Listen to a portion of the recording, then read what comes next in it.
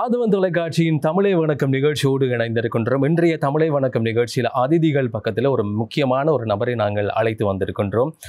ஒரு பாடகர், கிட்டாரிஸ்ட், பாடலாசிரியர், ஒரு இண்டிபெண்ட் ஆர்டிஸ்ட், பல மியூசிக் வீடியோக்களை உருவாக்கியவர் அப்படின்னு சொல்லி பல பரிணாமங்களில் இலங்கையில் மிளிர்ந்து கொண்டிருக்கின்ற ஒரு யங்கான ஒரு கலைஞர்.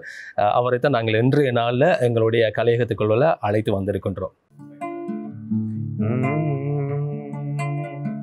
நன்றாக புலரும் என் வானமொளிரும் என் நாடும் இசைப்பேனே,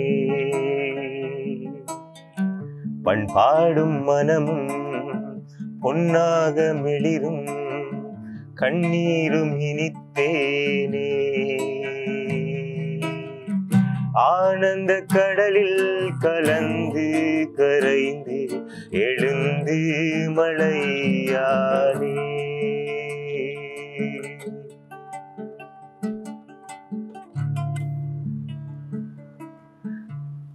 இந்த பாடலை, இந்த குரலை இந்த டைமில் கேட்கும்போது அவ்வளோ ஒரு நன்றாக இருக்கிறது.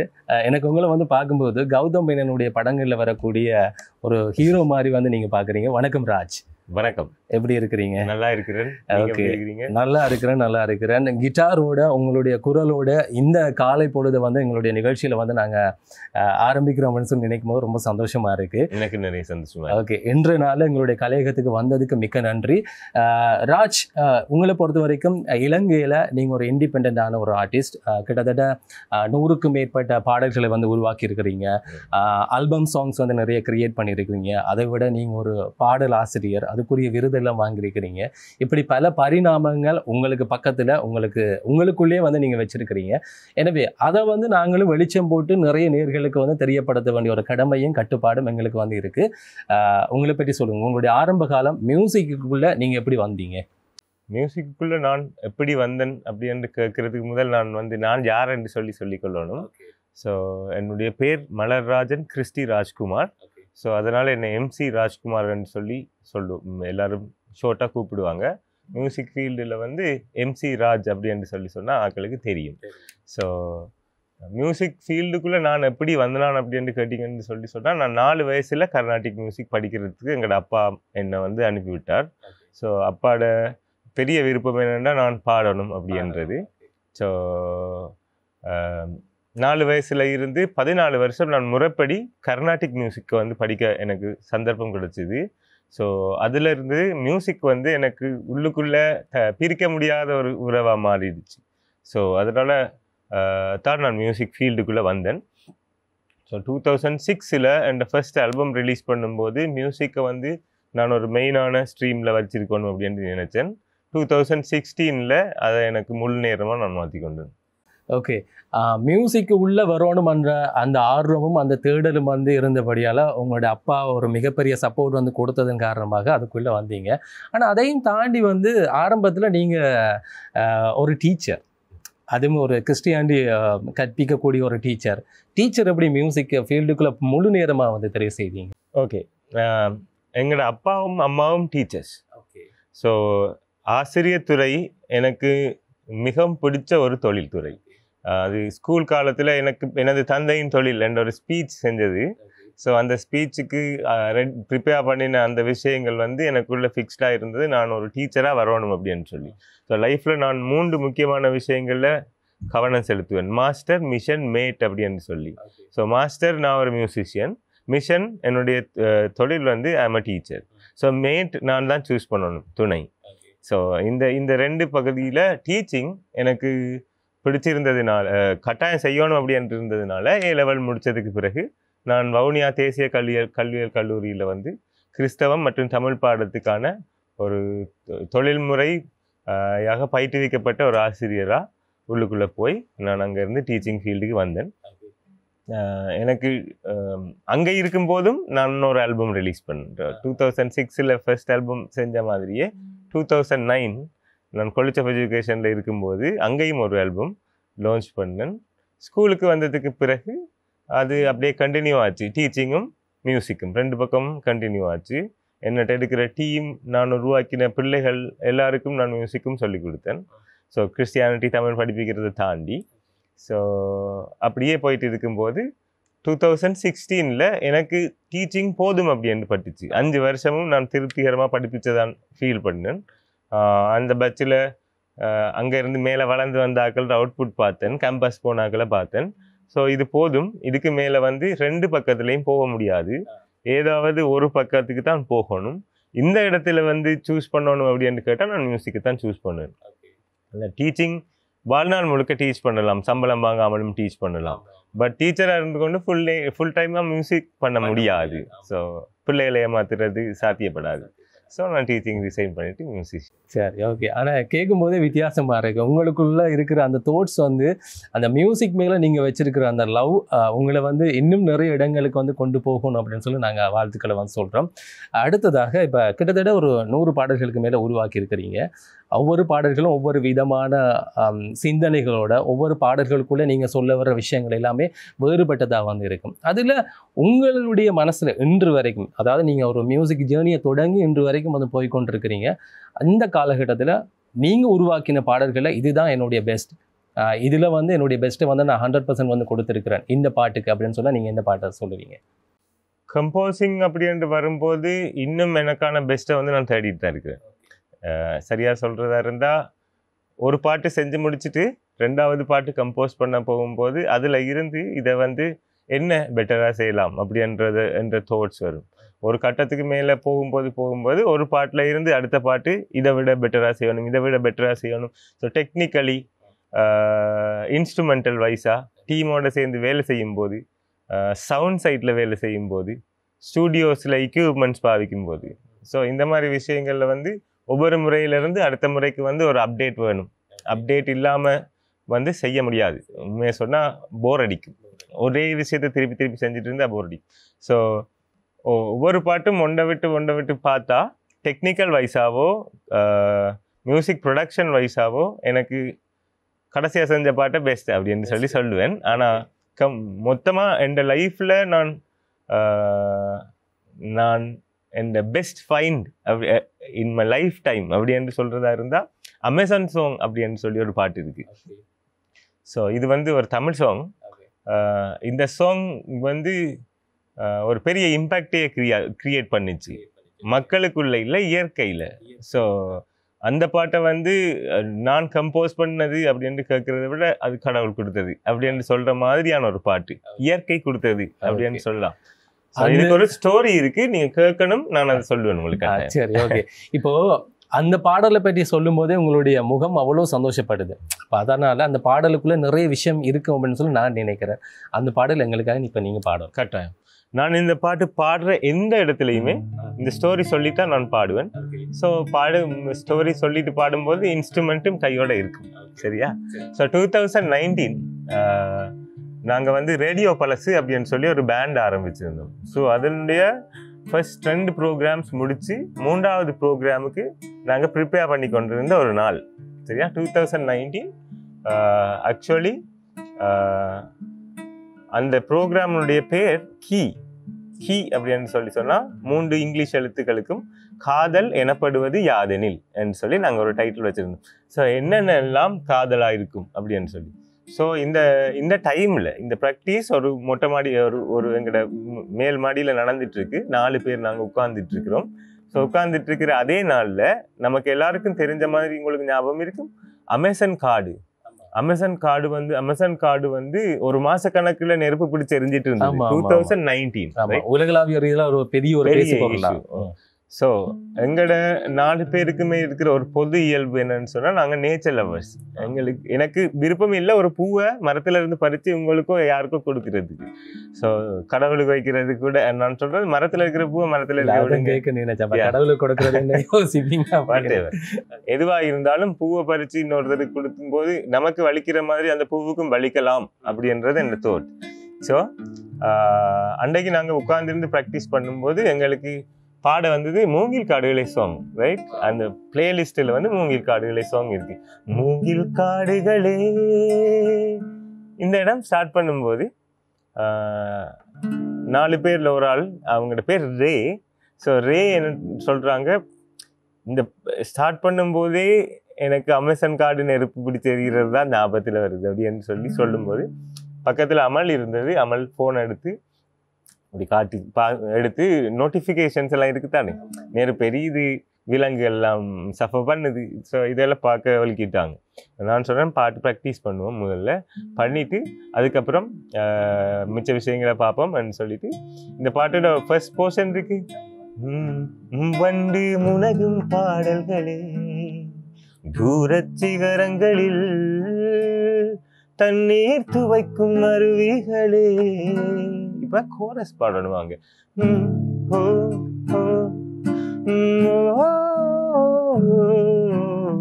இந்த இடம் பாட கோரஸ் பாட வேண்டிய டைம்ல எல்லாரும் சைலண்ட்.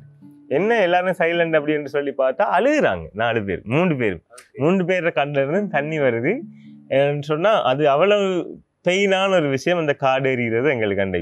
அப்ப நான் அப்படியே மியூசிக் ப்ளே பண்ணுறது எல்லாத்தையும் நிப்பாட்டிட்டு நான் சொன்னது ஒரே ஒரு விஷயம் சொல்லி கொடுத்தேன். நாங்கள் மியூசிஷியன் ஒருத்தன், குறிப்பாக சிங்கர் பாடகன், தான் பாடும்போது கேட்குறவங்களை அளவைக்கணுமே தவிர, தேவைப்பட்டால் கேட்குறவங்களை அளவைக்கணுமே தவிர பாடும்போது தான் அழக்கூடாது. அப்படி அழுதா கேட்குறவங்களுக்கு அந்த பாட்டு சரியாக போய் சேராது. அந்த பாட்டு சம்டைம்ஸ் அசிங்கமாகவும் இருக்கு. ஸோ எங்களோட சோகங்கள் துக்கங்களை நாங்கள் உள்ளுக்குள்ளேயே அடக்கி வச்சுட்டு பாடணும். ஸோ அதை நமக்கு ஆல்ரெடி தெரியும். சோகங்கள் எனக்கும் நெஞ்சோடு இருக்கும், சிரிக்காத நாள் இல்லையே, துக்கம் சில நேரம் பொங்கி வரும் போதும் மக்கள் மனம் போலே பாடுவேன் கண்ணே, என் சோகம் என்னோடு தான்.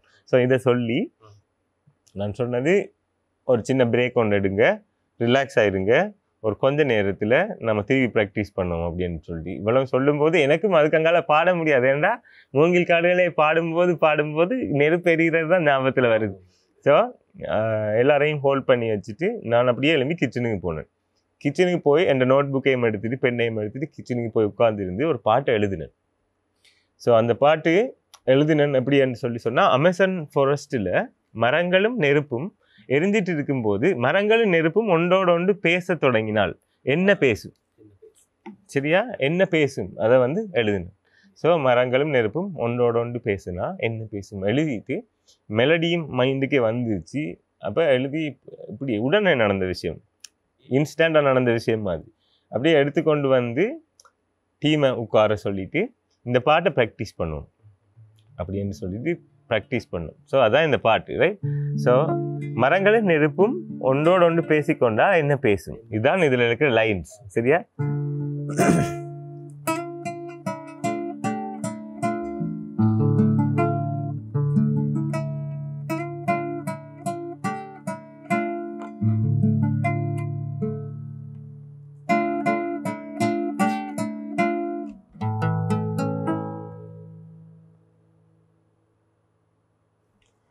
நீ தழல் நான் நிழல் ஒன்றாய் எரிகிறோம், நீ பெருவனம் நான் தீ, நாம் கனல்கிறோம். ஓஹோ இது காமம் தானா, ஓஹோ இது மோகத்தீனா, தூணும் உயிரும் எரிந்து காணல் நீராய் கரைந்து காதல் சாம்பலாகும். வா வா வா மலையே,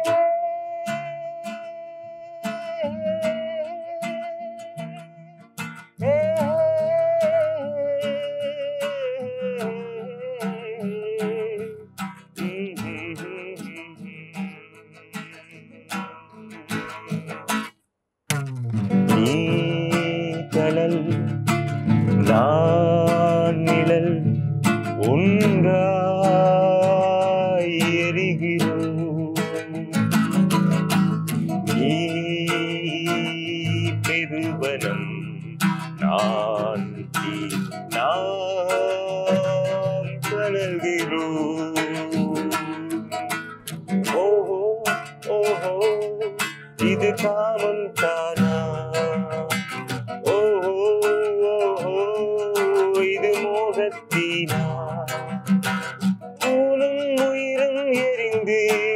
காதல் நீராய் கரைந்து காதல் சாம்பலாகும் வா வா வா மலையே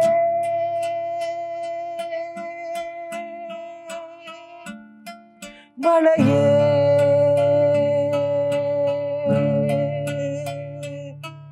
மலையே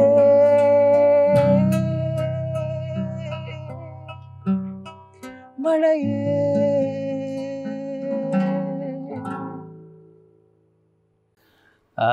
அவ்வளவு அருமையாக இருக்குது உங்களோட குரலில் இந்த கிட்டாரோட இந்த பாடலை வந்து கேட்கும்போது. உண்மையிலே நீங்கள் சொன்ன ஆரம்பத்தில் ராஜ் நீங்கள் சொன்ன ஒரு விஷயம் எப்படின்னு சொன்னால் எனக்கு ரொம்ப பிடிச்சது உங்களுடைய ஸ்டோரி டெல்லிங் வந்து நல்லா இருக்கு. ஒரு விஷயத்த வந்து இப்படி சொல்லணும் அப்படின்னு சொல்லி ஆரம்பித்து அதை வந்து முடிக்கிற விதம் வந்து எனக்கு ரொம்ப ரொம்ப பிடிச்சிருந்துச்சு. அதை விட அமேசான் காடுகள் வந்து எரிஞ்ச டைமில் அதை ஃபீல் பண்ணி இந்த பாடலை வந்து உருவாக்கியிருக்கிறீங்க. ஆனால் இந்த பாடல் இப்போ வந்து கேட்கும்போது எனக்கு அந்த கலிஃபோர்னியாவில் இப்போ காட்டுத்தீ வந்து ஏற்பட்டது. எனக்கு அது வந்து மைண்டுக்குள்ளே வந்து போகுது. அந்தளவுக்கு பக்கத்தில் இருந்த எனக்கே வந்து அவ்வளோ ஒரு இம்பேக்ட் வந்து க்ரியேட் பண்ணியிருக்கு அப்படின்னு சொன்னால் உண்மையிலே நல்லா இருக்குது. அந்த மியூசிக்கு ஒரு ஒரு விதமான ஒரு மஜிக் வந்து இருக்கும்னு சொல்லுவாங்க. ஸோ அது மார்வல் ஸ்டோரிஸ் மாதிரி இந்த இந்த இந்த கதைக்கும் முடிஞ்சு எண்டுக்கு பிறகு ஒரு சின்ன நோட் இருக்கு. ஓ பாடி முடிச்சுட்டு வீட்டுக்கு போனோமா, ஒரு மாசத்துக்கு பிறகு சரியா ஒரு மாசத்துக்கு பிறகு அன்றைக்கு ராத்திரி அமேசான் காட்டில் மழை ஆரம்பிச்சுது. சரிதானே, நாங்கள் 4 பேரும் மெசேஜ் பண்ணுறோம் வாட்ஸ்அப்பில், மழை பெய்யுதுன்னு சொல்லி. ஸோ பெரிய சந்தோஷமா இருந்தது. ஸோ அதை அப்படியே அந்த ஈவெண்ட்டில் நாங்கள் பாடும்போது இந்த கதையை சொன்னோம். இந்த கதையை சொல்லி நாங்கள் சொன்னது ஒரு ஆர்டிஸ்டோட ரெஸ்பான்சிபிலிட்டி, தன்னுடைய உணர்வுகளை சோஷியல் இஷ்யூஸோட வந்து தான் ஃபீல் பண்ணுற விஷயங்களை க்ரியேஷனாக செய்யணும் அப்படின்னு சொல்லி சொன்னோம். ஸோ அதுக்கு பிறகு நாங்கள் எங்கே பாடினாலும் 195% இடத்துல நடு வெயிலில் இருந்து பாடும்போது அன்றைக்கு கொஞ்ச நேரத்துக்கு பிறகு வானமே இருட்டி மழை பெஞ்சிருக்கு. சில நேரங்களில் நடந்து போகிறதுக்கு இயலாமல் ஷூஸ் எல்லாம் கையில் தூக்கி கொண்டு வெள்ளத்தில் நடந்த சந்தர்ப்பம் இருக்குது. ஸோ இப்போ அங்கேயும் மேபி மழை பெய்யட்டும். ஓகே, இந்த மாதிரி விஷயங்கள் எல்லாம் கேட்கும்போது ரொம்ப சந்தோஷமாக இருக்குது. இதில் இன்னொரு விஷயம் வந்து நான் கேட்கணும் என்ன அப்படின்னு சொன்னால், இப்போ இது வந்து ஒரு பாடலை வந்து உருவாக்குறதுக்கு உங்களோட டீமோட நீங்கள் செய்கிற விஷயங்கள், நீங்கள் கொடுக்குற எஃபர்ட் அப்படின்னு சொல்லி ஒரு பக்கம் வந்து இருந்தாலும் கூட ஸ்டேஜில் வந்து பர்ஃபார்ம் பண்ணுறது அப்படின்னு சொல்லி உங்களுக்கு அதுவும் இன்னொரு வகையறா அப்படின்னு சொல்லலாம். அந்த மாதிரி நீங்கள் ஸ்டேஜில் என்னென்ன மாதிரியான பாடல்களை பர்ஃபார்ம் பண்ணியிருக்கிறீங்க, அது என்னென்ன மாதிரியான தாக்கத்தை வந்து உருவாக்கி இருக்கிறது? ஆரம்பத்தில் ஸ்டேஜில் நான் முதல் பாடின பாட்டுகள் அப்படின்னு கேட்டிங்கன்னு சொன்னால் கிறிஸ்டியன் சாங்ஸ். நான் ஒரு பிறப்பால கிறிஸ்டியன். ஸோ ஆரம்பத்தில் நான் ஒரு வர்ஷிப் லீடராக சர்ச்சில் இருக்கும்போது நிறைய ஸ்டேஜஸில் வர்ஷிப் லீட் பண்ணுறதுக்கு நான் பாடியிருக்கிறேன். கிறிஸ்டியன் சாங்ஸ் பாடும்போது நிறைய இடங்களில் மக்கள் நல்லா ஒன்றுபடுவாங்க, தெரியும்னோ எல்லாரும் பாடுவாங்க சேர்ந்து. ஸோ அவங்க பாடும்போது நிறைய ஒன்றுபடுவாங்க, நிறைய இடங்களில் வர்ஷிப் லீட் பண்ணுறதுக்கு பாடியிருக்கிறேன். பிறகு ஒரு கட்டத்துக்கு பிறகு நான் கமர்ஷியலைஸ்ட் ஆகி விஷயங்களை ஃபீல் பண்ண தொடங்கி என்ன சொல்கிறது, அந்த மதத்து மேலே இருக்கிற அந்த வைராக்கியம் அப்படின்ற ஃபீல் மாறி அதை வந்து சரியான ஒரு புரிந்துணர்வு நான் நம்புகிறேன். அந்த கட்டத்துக்கு வந்ததுக்கு பிறகு நான் ஸ்டேஜஸில் சினிமா சாங்ஸ் நிறைய பாடியிருக்கிறேன். ஸோ காமனான சாங்ஸ் நிறைய பாடியிருக்கிறேன். அந்த நேரம் எஸ்பிபி சேர்ந்த சாங்ஸ் எல்லாம் நமக்கு நல்லா பிடிக்கும். ஸோ பாடியிருக்கிறேன். என்னுடைய ஓன் சாங்ஸ், ரேப் சாங்ஸ் இருக்குது, நான் என்னோட டீமோட சேர்ந்து பாடியிருக்கிறேன். திசைகள் எட்டுமங்கள் இசை மலை கொட்டும் டீ என்ற ஒரு சாங் இருக்குது. ஸோ இந்த சாங்ஸ், வாராய் என்று சொல்லி ஒரு லவ் சாங் இருக்குது. ஸோ இதெல்லாம் பாடியிருக்கிறோம். ஸோ இதுக்கும் பிறகு ரேடியோ பழசு ஸ்டார்ட் பண்ணதுக்கு பிறகு நிறைய ஓல்ட் சாங்ஸ் பாடியிருக்கிறோம். பழைய சாங்ஸ் நிறைய பாடியிருக்கிறோம். மாசிலா உண்மை காதலை இன்னும் பின்னுக்கு, நான் மலரோடு தனியாகலேருந்து இன்னும் பின்னுக்கு போய் பழைய 60ஆம் ஆண்டு காலத்து பாட்டுகள் வரைக்கும் ப்ராக்டிஸ் பண்ணி பாடுவோம். புது ஜெனரேஷனுக்கு பழைய பாட்டுகளில் இருக்கிற அருமையை புரிய வைக்கணும், மியூசிக் டெக்னாலஜியோடு சேர்த்து. ஸோ நாங்கள் கிட்டார் மற்ற இன்ஸ்ட்ருமெண்ட்ஸோடு பாடும்போது அவங்க நிறைய அதை ஃபீல் பண்ணியிருக்கிறாங்க. இன்னொரு விஷயம் நான் சொல்லணும், ஒரு பாட்டு கேட்டு ஒருவர் சூசைட் தோட்டிலிருந்து வெளியில் வந்திருக்கிறாரு. ஸோ அவரே பர்சனலாக எனக்கு மெசேஜ் பண்ணி பாடுறதை நிப்பாட்டாதீங்கன்னு சொல்லி கேட்டார். நிறைய ப்ராக்டிஸுக்கு நாங்கள் கூடுதலாக ஹோட்டல்ஸை தான் யூஸ் பண்ணுவோம். ஸ்டூடியோவை தனிப்பட்ட இடங்களை பார்க்க மாட்டோம். ரெஸ்டாரண்ட்ஸ் இருக்குது, கார்டனோடு இருக்கக்கூடிய ரெஸ்டாரண்ட்ஸ், அங்கே போயிட்டு ஒரு காஃபி ஆர்டர் பண்ணிவிட்டு நாங்கள் 4 பேர் வந்து பாடுவோம். ஸோ அந்த இடத்துல வந்து உட்கார்ந்துருந்து ஒரு தரம் ஒரு லேடி வந்து இருந்து சொல்லியிருந்தாங்க, அவங்க ஒரு வைன் பொட்டிலோடு அங்கே வந்திருந்தாங்க. நாம் போகும் வரைக்கும் எதுவுமே பேசலை. போகும்போது வந்து அவங்க ஒரு சிங்கிள் லேடி நாங்கள் ப்ராக்டிஸ் பண்ண தமிழ் சாங்ஸ் அவள் வந்து சொன்னாங்க, நான் சரியான ஸ்ட்ரெஸ்ஸோடு நான் இன்றைக்கு வந்தேன் ஆஃபீஸில், அவ்வளோ ஒரு பேட் டே எனக்கு. நான் வந்து என்ன செய்கிறேன்னு உட்கார்ந்துட்டு இருந்தேன், ஒரு வைன் பாட்டிலோட தான் உட்கார்ந்துட்டு இருந்தேன். ஆனால் நீங்கள் அந்த பக்கம் உட்கார்ந்து இருந்து எனக்கு ஒரு பெரிய மேஜிக்கே உருவாக்கிட்டீங்க. நான் அவ்வளவு ஸ்ட்ரெஸ் ஃப்ரீயாகி ரிலாக்ஸாக இருக்கிறேன், நீங்கள் நல்லா பாடுங்கன்னு சொல்லி விஷ் பண்ணாங்க. இன்னொரு தரம் இன்னும் ஒரு அக்கா அவங்க வந்து சொன்னாங்க, ஒரு தமிழ் பாட்டை காட்டி அந்த காலத்தில் எங்களோட அம்மாவுக்கு பிடிச்ச பாட்டுன்னு அவங்களும் ஒரு சிங்கிள் லேடி. ஸோ அவங்க அம்மாவோட ஞாபகம் வந்துச்சு அப்படின்னு சொல்லிட்டு இப்படி நிறைய மேஜிக்ஸ் நடந்திருக்கு. ஸோ இப்போ கரண்ட்லி ஆஃப்டர் த மக்கள் போராட்டம், இந்த அறகலைய மக்கள் போராட்டம் இலங்கையில் பெருசாக வந்த நேரங்களில் வந்து நாங்கள் மக்களுக்காக நான் பாடுறேன். ஸோ ஆஃப்டர் ரேடியோ பழசு நான் சோலோவாக நான் பாடும்போது மக்களுக்காக நிறைய பாடுறேன்.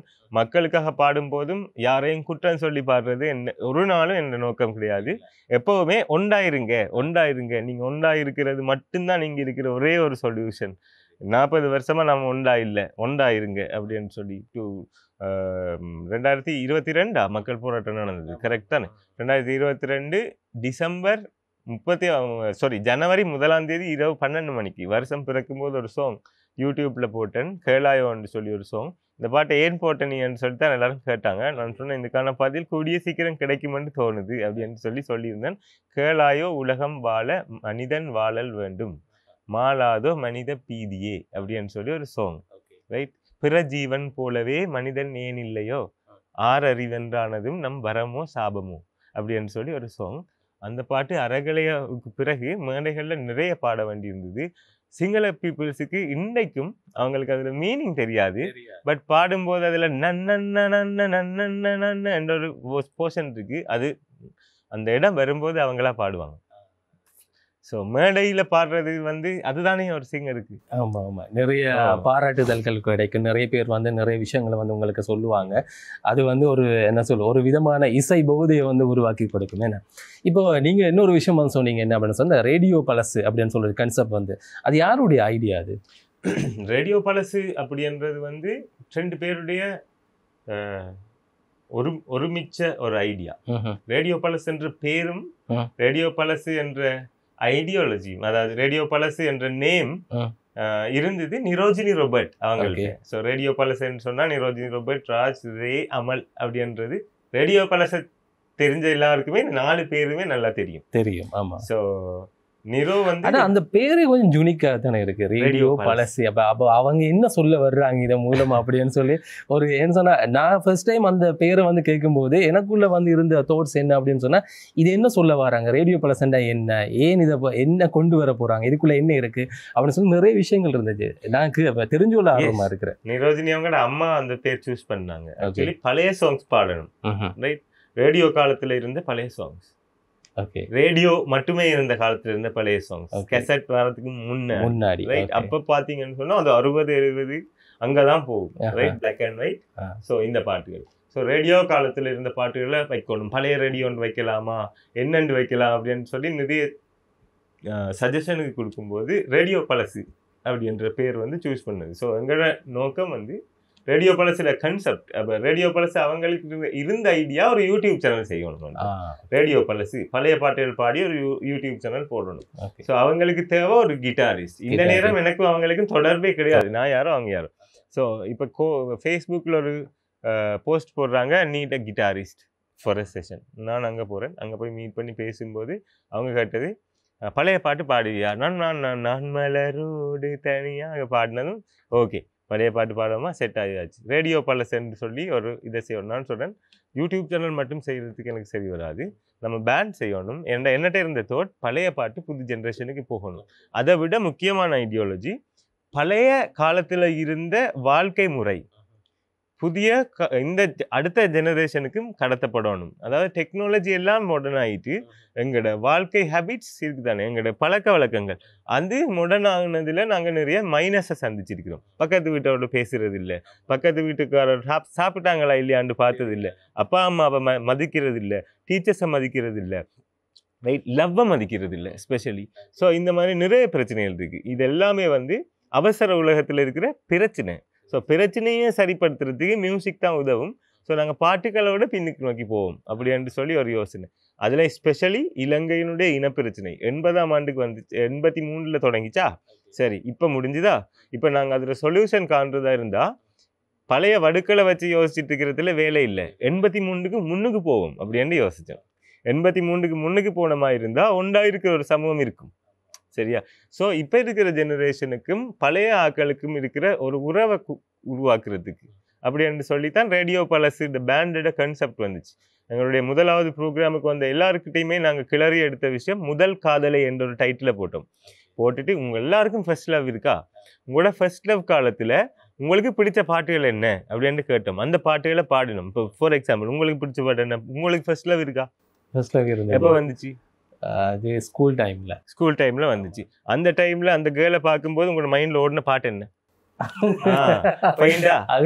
பாட்டு இருக்கு இல்ல, உங்களுக்கு டக்குன்னு தோணக்கூடிய பாட்டு? அப்படின்னு சொன்னா ஐயோ மைண்டுக்குள்ள வருது இல்லையே. ஸ்கூல் டைம்ல ஏண்டா அந்த டைம்ல வந்து ஃபோன் இல்லை, எல்லாமே லெட்டர் தான். அப்போ லெட்டர்ல தான் சில விஷயங்கள் வந்து நோட் பண்ணுவோம். எத்தனையாம் ஆண்டுல, எத்தனையாம் நீங்க கிரேட் எத்தனை படிச்சுட்டு இருக்கீங்க? நான் அந்த டைம்ல A level படிக்கிறேன். A level படிக்கிறீங்கன்னா ஆண்டு 2009. 2009ல ஃபேமஸா வந்த படங்கள் 2009ல வந்து அந்த டைம்ல வந்து எனக்கு எப்படின்னு சொன்னா கொஞ்சம் முன்னுக்கு 90sல வந்த பாட்டுகள் தான் எனக்கு ரொம்ப பிடிக்கும். ஹரிஹரன் பாட்டு, இந்த பாட்டு என்ன மறந்துட்டேன். விஜய் ரம்பா தேவயானி நடிச்ச ஒரு திரைப்படம். ஒரு கடிதம் இல்லை ட்ரீம்ல இருக்கும்போது பாடுவார் விஜய் வந்து பாடுவாரு. படம் என்னன்னு தெரியல. விஜய் ரம்பா தேவயானி எனக்கு வந்து படம் ஞாபகம். Okay whatever. ஓகே நீங்க யோசிச்சிட்டு பிறகு சொல்லுங்க. ஆமா அந்த பாட்டு தான். ஓகே இப்ப புரியுதா நான் ஒரு டீச்சரா இருந்து மியூசிஷியன் ஆகிறது எவ்வளவு பிளஸ். ஸோ ஒரு ஆளோட உணர்வுகளை சைக்காலஜிக்கலி பின்னுக்கு போய் கிளறி எடுத்து அவங்களோட பாட்டு என்னன்னு கண்டுபிடிக்கிறது, அந்த பாட்டை பாடும்போது அவங்களுக்கு மிச்சம் முழுவதும் ஞாபகம் வரும். ரைட்? அவங்க மைக் எடுத்து பேச ஆரம்பிப்பாங்க. அந்த காலத்துல நாங்க என்ன செஞ்சோம் அதை அவங்க இப்போ ஃபார் எக்ஸாம்பிள் அப்பாவும் பிள்ளையும் ஷோவுக்கு வந்திருந்தாங்க. மகனுக்கு 16 வயசு, டெஃபினெட்லி லவ் பண்ணக்கூடிய சான்ஸ். அப்பா தன் ஃபர்ஸ்ட் லவ்வை சொல்றாரு, கேளுங்க மகன் நீயும் கேட்கணும் அப்படின்னு சொல்லிட்டு அவர் தன் கதையை சொல்றார். ஆக்கள் பிரைவசி இதெல்லாம் தொட மாட்டோம், கன்செப்டுக்குள்ள மட்டும்தான் இருப்போம். ஸோ இந்த மாதிரி ரேடியோ பழசு செய்ய தொடங்கிச்சு. ஸோ இதனால ரேடியோ பழசுக்கு வந்து பழைய ஆக்களோட பர்த்டே செலிப்ரேட் பண்ணுற இந்த மாதிரி விஷயங்கள் எல்லாம் நடந்தது. ஸோ இதுதான் ரேடியோ பழசோட கன்செப்ட். ஓகே, கேட்கும்போது ரொம்ப சந்தோஷமாக இருக்குது. அதில் வந்து நீங்கள் ஒரு இன்வால்வ் ஆகி நிறைய விஷயங்களை வந்து பண்ணி அதை வந்து ஒரு அடுத்த கட்டத்துக்கு வந்து கொண்டு போகிறது அப்படின்னு நினைக்கும் போது ரொம்ப ஹாப்பியாக இருக்குது. இப்போ அதை தாண்டி இப்போ அடுத்த கட்டம் வந்து மியூசிக்ன்றதை தாண்டி இப்போ டிரெக்ஷன் பக்கத்தில் வந்திருக்கிறீங்க, அதை பற்றி எங்களுக்கு சொல்லுங்களேன். உலக தொலைக்காட்சிகளில் முதல் முறையாக நான் படம் செய்கிறேன்ன்றதை சொல்ல போகிறேன். சரிதானே? இது 2022 நான் இந்த ஸ்கிரிப்டை ஷூட் பண்ணினேன். ஸோ இப்போ முடிய போகுது. நான் முடியும் வரைக்கும் எந்த ஒரு வார்த்தையும் சோஷியல் மீடியாவிலேயே அங்கேயும் சொல்லக்கூடாதுன்னு சொல்லி எதுவுமே சொன்னதில்லை. ரைட்? ஃபர்ஸ்ட் டைமாக நான் சொல்கிறேன், நான் ஒரு படம் டிரெக்ட் பண்ணுறேன். ஆமாம், ஆதவன் டிவியில் வந்து எக்ஸ்க்ளூசிவாக வந்து இந்த விஷயத்தை வந்து தெரியப்படுத்துகிறாரு. ஓகே, நான் ஒரு படம் டிரெக்ட் பண்ணுறேன். ஸோ இது ஜெர்மன் ஸ்ரீலங்கன் கொலாபரேஷனில் எங்களோட உறவுகள் சில பேர் சேர்ந்து ப்ரொடியூஸ் பண்ணுற ஒரு படம். ஸோ இது ஒரு தமிழ் சிங்கள படம். ஸோ 21 நாட்கள் அப்படின்னு சொல்லி இதுக்கு டைட்டில் வச்சுருக்கிறோம். இது ஒரு உண்மை கதை, எங்களோட அப்பாவுக்கு நடந்தது. It's a musical movie. ஒரு பாட்டை பற்றின கதை, கொஞ்சம் அரசியல், கொஞ்சம் தத்துவம், கொஞ்சம் நிறைய பாடல். ஸோ இந்த மாதிரி இருக்கிற ஒரு கதை. ஸோ இந்த படத்தை வந்து இப்போ முடிச்சாச்சு. ஜாழ்ப்பாணம், கொழும்பு, கண்டி, பெட்டிக்லோ இந்த இடங்களில் ஷூட் பண்ணியிருக்கு. எடிட்டிங் போய்கொண்டிருக்கு, டப்பிங் விஷயங்கள் போய்கொண்டிருக்கு, கம்போசிங் பாட்டுகள் விஷயங்கள் நடந்து கொண்டிருக்கு. Okay, super. கூடிய சீக்கிரம் வந்து எப்படி இவ்வளோ காலம் வந்து மியூசிக் ஃபீல்டில் நிறைய விஷயங்களை வந்து நீங்கள் அச்சீவ் பண்ணி கேட்கும்போது ரொம்ப சந்தோஷமாக இருக்குது, பிரமிப்பாக இருக்குது. அந்தளவுக்கு நிறைய விஷயங்களை வந்து பண்ணி கொண்டிருக்கிறீங்க. அதே மாதிரி உங்களுடைய அடுத்த கட்டமான இந்த திரைப்படம் வந்து இன்னும் நிறைய விஷயங்கள் நீங்கள் எதிர்பார்க்குற மாதிரி நடக்கணும். அதை தாண்டி அதுக்கு அடுத்த கட்டத்தில் இன்னும் நிறைய திரைப்படங்கள் வந்து நீங்கள் கொடுக்கணும் அப்படின்னு சொல்லி எங்களுடைய மனமார்ந்த வாழ்த்துக்களை நாங்கள் எங்களுடைய நேர்கள் சார்பாக, எங்களுடைய டீம் சார்பாக உங்களுக்கு நாங்கள் சொல்லிக்கொள்கிறோம். அதை தாண்டி இப்போ நாங்கள் நிகழ்ச்சியினோட இறுதி பகுதிக்குள்ளே வந்துட்டோம். எங்களுக்கு என்று சொன்னால் உங்களுடைய குரலில் கிட்டாரோட இன்னொரு பாடல் வந்து கேட்க ஆசைப்படுறோம்.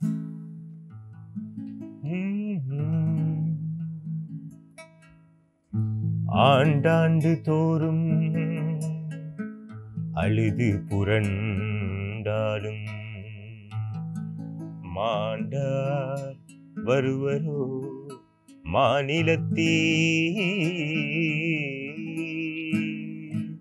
வேண்டா நமக்கும் மதுவழியே நாம் போமளவும் எமக்கேன் என்று இட்டுண்டிரும்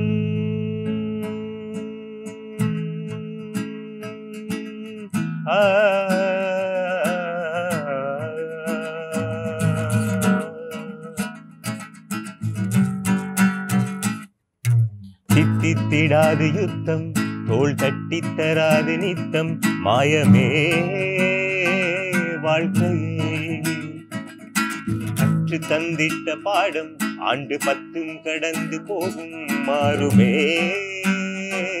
சோகமே என்றும் எங்கள் வாழ்விந்த கடலே மீன் விளையும் எங்கள் உயிர் நிலமே ஜீவனே நீயே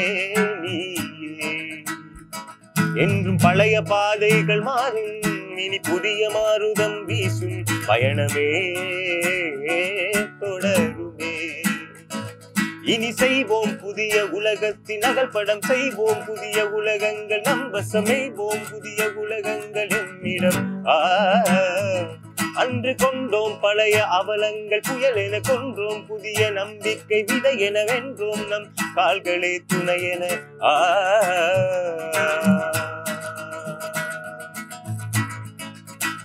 ஓ கட்டுமரத்தின் சாலை புதிய சுருதி சொல்லும் ஓர் வேளை வாண்டிரமதில் தோய்ந்த சேலை எம் தேடல் நீதான் தாயே வெள்ளை உப்பு காய்க்கின்ற சோலை அந்த முழு நிலா நீந்து மூடை முட்டு விரிந்து சிரிக்கின்ற வேலை பேரழகின் உச்சந்தியே புது பூக்கள் தூவும் காலம் தேன் சிந்தும் மார்கழி மாதம் எங்கள் புதைந்த கல்லறை கடந்து எழுந்து வர இதுதானே நல்ல நேரம் ஏழ்வண்ணம் காட்டும் வானம் கண் விழிக்க ஏனோ நாணம் நம் பழைய பல்லவி புதிய வரிகள் கொண்டு இசையிலே நிறைய வேண்டும் நீலக்கடலின் ஓரத்தில் நீண்ட கவியின் தியானத்தில் மாயைகள் தூர்ந்து தீர்ந்து போகும் சுகம் வருமோ